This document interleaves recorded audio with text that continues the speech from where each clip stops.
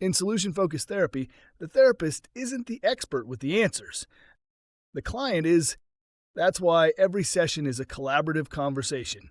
Not a diagnosis, not an analysis, but a partnership. SFT therapists take a not-knowing stance.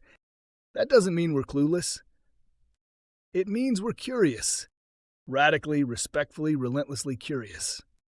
We don't assume, we ask. We don't interpret, we explore. When a client says, "I just want peace," we don't define what that means. We ask, what would peace look like for you? What would someone who knows you well see you doing if you had more peace? This shifts the power. It places the client in the center of their own story. And it builds trust.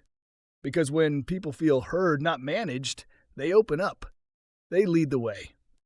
Being a not-knowing partner also means we stay flexible. If a technique doesn't resonate, we don't push it.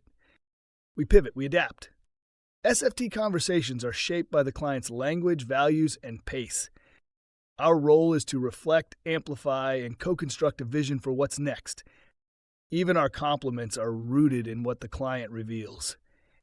That sounds like something really important to you. You figured that out in your own way. We don't offer advice. We ask better questions. What's working even a little? What would a tiny improvement look like?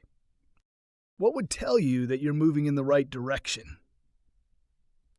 This way of working isn't passive. It's precise. Every question is intentional.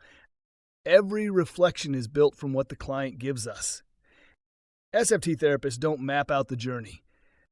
We hold the compass while the client charts the path. And we stay beside them step by step. Not leading, not dragging, not judging. Just walking with presence, curiosity, and care. Because change doesn't need authority. It needs collaboration. And when clients feel seen as capable, they become the experts in their own transformation.